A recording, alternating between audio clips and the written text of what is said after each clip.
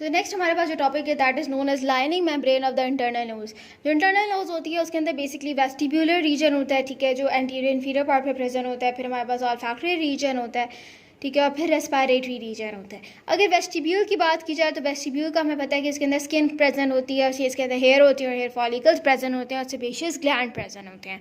जो olfactory reason होता है उसके अंदर बेसिकली ऑल्फैक्टरी रीजन हमारे पास, अगर ये for example this is our nose, तो इसका जो अपर 1/3 होता है लेटरल वॉल का सुपीरियर कॉन्का के पास, तो वो हमारे पास it corresponds to the olfactory region, ठीक है। और यहाँ पर हमारे पास जो म्यूकस मेम्ब्रेन होती है वो पेलर इन कलर होती है। For example this is our nose, तो यहाँ पे अपर 1/3 जो है वो सुपीरियर कॉन्का के ऊपर वाला portion, this is known as olfactory region. Respiratory region जो है वो हमारे पास lower 2/3 of the nasal cavity के अंदर होता है, इसको हम कहते हैं रेस्पिरेटरी रीजन। और वहाँ पे जो म्यूकस मेम्ब्रेन होती है उसकी बहुत ज़्यादा प्रेजेंट होती है और इसकी वेरिएबल थिकनेस म्यूकस मेम्ब्रेन होती है। सबसे ज़्यादा थिकन होगी हमारे पास नेजल कॉन्का के एरिया में और उसके एंड में, और जो है वो it is quite thick over the nasal septum area. लेकिन जो मेटासिस होंगे वहाँ पे जो म्यूकस मेम्ब्रेन होती है वो बहुत कम होती है, ठीक है।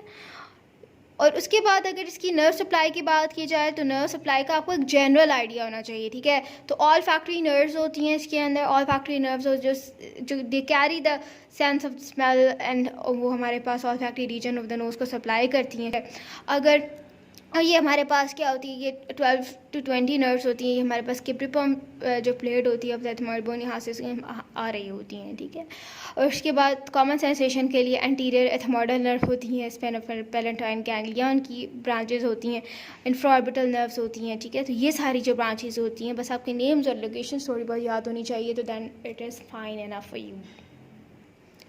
अगर मैं आपको इस डायग्राम के अंदर एक्सप्लेन करूँ, फिगर 23.9 के अंदर एक्सप्लेन करूँ, तो this is known as olfactory bulb, ठीक है। तो ये वाली हमारे पास ऑल फैक्ट्री नर्व्स होती हैं, ठीक है जी, they carry the sense of the smell, ठीक है। यहाँ पे हमारे पास this is known as olfactory region, ठीक है। ये ऑल फैक्ट्री रीजन होता है, this is a vestibular region. और ये वाला हमारे पास म्यूकोजल रीजन होता है, मेम्ब्रेनस रीजन होता है, जो मैंने आपको पहले एक्सप्लेन किया। फिर नर्व्स की अगर हम बात कर रहे थे तो ये वाला हमारे पास ये स्फेनॉइड रीजन होता है, ये पैलेटाइन होता है। तो यहाँ पे पैलेटाइन गैंग्लियन की हमारे पास ब्रांचेस होती हैं। उसके बाद दिस इज एथमॉइडल रीजन, तो this is anterior ethmoidal nerve और ये इंफीरियर ऑर्बिटल नर्व। तो इस डायग्राम को आप सामने रखें और आपके पास नर्व्स का थोड़ा बहुत आइडिया होना चाहिए, because at this stage we are not studying the anatomy, okay. तो our basic concern is on the pathology, लेकिन एनाटमी का थोड़ा बहुत आइडिया होगा तो then we were able to shift towards the pathology ना। तो बस इसके लिए we are studying the nerves. और आप यहाँ पे देख सकते हैं कि मीडियल वॉल के अंदर नेसोपैलेटाइन नर्व है और फैक्ट्री नर्व्स है, एथमॉइडल नर्व्स हैं, इंफ्राऑर्बिटल नर्व्स हैं और ये ग्रेट पैलेटाइन नर्व्स होती हैं, ठीक है। और जो ऑटोनॉमिक नर्व्स होती हैं इसके अंदर सिंपैथेटिक नर्व्स भी होती हैं और पैरासिम्पैथेटिक नर्व्स भी होती हैं। जो पैरासिम्पैथेटिक नर्व्स होती हैं ये हमारे पास नेज़ल ग्लैंड्स को सप्लाई कर रही होती हैं, नेज़ल सेक्रीशंस को सप्लाई कर रही होती हैं। और जो हमारे पास सिंपैथेटिक नर्व होती हैं वो हमारे पास पेट्रोजल नर्व्स और इसके अंदर हमारे पास ग्रेट टेरागॉइड कैनाल के अंदर सप्लाई कर रही होती हैं।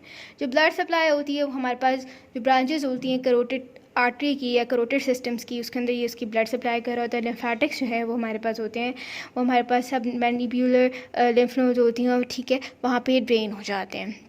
और सब अरेक्नोइड स्पेस के अंदर भी हमारे पास कम्युनिकेट कर सकते हैं। That was all from this chapter.